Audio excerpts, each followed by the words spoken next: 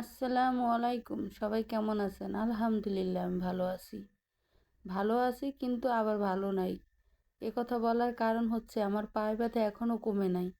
পায়ের ব্যথার জন্য আজকে আবার ডাক্তারের কাছে গেছিলাম। এত ব্যথা, মাংসে ব্যথা না হাড্ডিতে ব্যথা আমি নিজেই বুঝতে পারতেছি না। মোট কথা দাঁড়াইতেই পারতেছি না। দাঁড়াইলেই কিন্তু আমার ব্যথা শুরু হয়ে যায়। এমন না যে দাঁড়াইলে ব্যথায়, বসলে দাঁড়াইলে ক্যালসিয়ামের সমস্যা। ক্যালসিয়াম ওষুধগুলো কিন্তু অনেক খাচ্ছি, তারপরেও কিন্তু কিছুই বুঝতে আসি না। আর এইখানে যেহেতু আসতে আসতে আমার দেরি হয়ে গেছে, আজকে আর চুলার কাছে গেলাম না। আজকে পাকের ঘরে না যেয়ে ঘরে বসে গ্যাসে চুলায় বানাই নিলাম। এখানে কিছু পেঁয়াজু ভাইজে নিতে আসি, আর এই পাশে চুলায় শাক ভাজি করতেছি। এই শাকগুলো আমার শাশুড়ি আগেই কুইটে কাইটে রাখছে। আমার যেহেতু আসতে আসতে 2টা থেকে 3টে বাজে গেছে, আইসে আমি গোসল করে নামাজ পড়ে আবার একটু শুয়ে রয়েছিলাম। এক জায়গা থেকে এক জায়গায় আসলে কিন্তু পায়ে, এমনি তো পায়ে ব্যথা, কোনো কিছু ভালো লাগে না।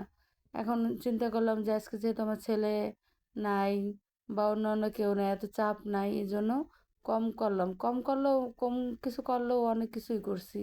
পেঁয়াজু ভাজি করলাম, আলু চপ, বেগুনি, তারপর ডালের বড়া, এগুলো মোটামুটি, তারপর জুস, সব কিছু মিলিয়ে হয়তো অত সব ভিডিও তো আর দেখান যায় না একসাথে, একা একা যেহেতু ভিডিও করতে হয়। আর এইটা কিন্তু তার আগের দিনের ভিডিও। চুলায় এত সুন্দর মাশাল্লাহ চুলায় জাল জ্বলতেছিল, ওই চুলা চিন্তা করলাম যে জালের ভিডিওটা একটু ধরি। অনেক কষ্ট করে তো এই চুলাটা বানাই নিছিলাম। চুলায় যখন জাল দিই তখন শান্তি লাগে। আর এই পাতা, ওই যে চাল ছিল, চালের উপরে এই পাতাগুলো ছিল, শুকাই একদম ঝনঝন হয়ে গেছে। চুলার ভিতরে দিলে এত সুন্দর জ্বলে। সব কিছু যদি পাতা দিয়ে, কিন্তু আমার রান্না করার অভ্যাস আছে, সব কিছু কিন্তু একবারে গুছাই গাছাই নিয়ে যদি রান্না করতে বসি, খুব সুন্দর করে রান্না করা যায়। অনেক সুন্দর করে রান্না করা যায় বসে বসে। কিন্তু একবারে সব কিছু গুছাই গাছাই নিয়ে আসতে হয়। আর এই চুলায় কিন্তু চাল কুমার শাক বসাই দিছি। এই শাকগুলো একজন আমাকে দিয়ে গেছিল। সেই শাকগুলো গতকালকে রান্না করছিলাম, অনেক সুন্দর, অনেক স্বাদ হয়েছে শাকগুলো খাইতে। আর এইখানে কিন্তু ফু দিয়ে চুলা জাল জ্বালাচ্ছি। এই ফোনে দেখে ছোটবেলার কথা মনে পড়ে গেল। মা যখন রান্না করতো এরকম ধুমাই ধুমাইয়া, জাল জ্বলতো না। আমরা আইসা, ছোট মানুষ তো, খালি আমাদের একটা এই পাইপ দিয়ে ফুয়ানি ছিল, এই ফুয়া দিয়ে ফু দিতাম, শব্দ হইতো, আর ওর ইচ্ছা করে বেশি করে দিতাম, দুষ্টুমি করতাম। আর এখন কিন্তু সত্যি সত্যি দুষ্টুমি করার আর টাইম নেই, কারণ সত্যি সত্যি কাজ নিয়ে ব্যস্ত। এত কাজ, কোনটা থেকে কোনটা করবো দিশেই পাই না। আর দেখতেছেন তো মাশাল্লাহ কি সুন্দর চুলা জাল জ্বলতেছে। লাকড়ি দিলেও আমি কিন্তু এই চুলা বানাইছি পর হইতে, এখন পর্যন্ত চুলার ছাই উঠাই নেই। ছাই বেশি ভরেও না, লাকড়ি দিয়েও রান্না করা যায়। শুধু একবার একটু জাল জ্বলাই দিলে আস্তে আস্তে এত সুন্দর করে রান্না করা যায়। আর এই সাইডে, আমার ওই সাইডে একটু জায়গা বাড়াই নিলাম। আর এখন কাউকে দিয়ে মাটিগুলো ফালাই নিলে জায়গাটা একটু বাড়তি বড় হইবে এনে। এই চিপা চাপা জায়গায় রান্না করতে কিন্তু ঝামেলা হয়ে যায়। ওই যে নলকাটা কিন্তু একদম চুলার সাইড বরাবর বসাই নিছি। আর এই সাইডে অনেকগুলো আলু সিদ্ধ করে নিছি, একদম 3 কেজির মতন আলু, 3-3.5 কেজি আলু সিদ্ধ করে একেবারে চপ বানাই নিছি অনেক সুন্দর করে। প্রতিদিন একটু একটু বানানোর চাইতে একবার বানাই নিছি। আর এইখানে আমার শাশুড়ি বললাম যে অনেকগুলো পেঁয়াজ, আমি তো যেহেতু বসে বসে কুটাকাটি করতে পারবো না, তাহলে আপনি একটু পেঁয়াজগুলো কুচাই দেন। তো উনি আবার কিছু পেঁয়াজ কুচাই দিছে। আর আমি এদিকে সব কুইটে কাইটে গুছাই গেছে, এই চুলার কাছে চলে গেছিলাম। এই যে বললাম না যে আলু সিদ্ধ দিছি, আলুগুলো এই এই চুলায়, একটা চুলায় আলুগুলো সিদ্ধ দিয়ে দিছি, অনেকগুলো আলু একবারে কষ্ট করে অনেকগুলো বানাই নিছি চপ। তাতেও 5-6 দিন কি 7 দিন যাবে। আর আলুর চপটা কিন্তু আমার ঘরে অনেক পছন্দ করে আমার ছেলেরা। আর এইখানে বললাম না যে মাটি দিয়ে ভরে নিছি, ওই আমার দেবরটা দিয়ে। এখন যদি একটু মাটি নিয়ে, টিন দিয়ে আটকাই দিছি, এখন যদি একটু মাটি দিয়ে আটকাই নিতে পারি, আর এই যে হাউসটা যদি এইখানে দিতে পারি, তাহলে আমার ঝামেলাটা যায়।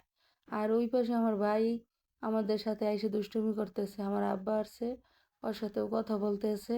ও আবার বলতেছে, অনেক কথা বলতেছে, আমরা ছোটবেলায় কি করছি না করছি সেইগুলো নিয়ে আমরা ভাই বোনেরা তর্ক বিতর্ক করতে আছি। পরে আবার বলতেছে তুই আসবি না, যা এনতে। ও আবার ঠেলে ঠেলে পাঠায়, ও জানলার এখানে এসে এসে একটু একটু করে দরবার করে যায়। আর সেই জন্য আমার ছেলে আবার ভিডিওটা ধরে নিল যে দেই মামা তুমি কি কইতে পারো। তা ও আবার যখন ভিডিওটা ধরতে যাওয়ার সামনে যায় তখন আবার লজ্জা পাইয়া পিছনে ঘুরিয়ে যায়। আমার আর একটা ছোট ভাই আছে, ওর ছোট, আমি হলো বড়, ও হলো আমার ছোট, ওর ছোট আর একজন আছে। আমরা দুই ভাই এক বোন। যদি ও চলে আসে, আমার ছোট ভাইটা চলে আসে, ওর হয়তো সামনে ওর জন্য মেয়ে দেখবো, মেয়ে দেখে আমরা বিয়ে শাদী করাবো, এই চিন্তায় আছি। সবাই মিলে একসাথে তো হয়তো থাকা হইবে না। কিছু কিছু ভাই বোনেরা বেশি বেশি জ্বালায়, বেশি পাকনামি করে, বেশি অধিকার দেখায়। আসলে কি আমরা কিন্তু আবার এত অধিকার এতই দেখাইতে পারি না। অনেক ফ্যামিলিতে দেখি অনেক আত্মীয় স্বজন অনেক কথা বলে, অনেক ই করে, এগুলো ভিডিওতে দেখাইতেও চাই না। নিজেরা দুষ্টুমি মিষ্টুমি করি, ওইগুলোই দেখাই।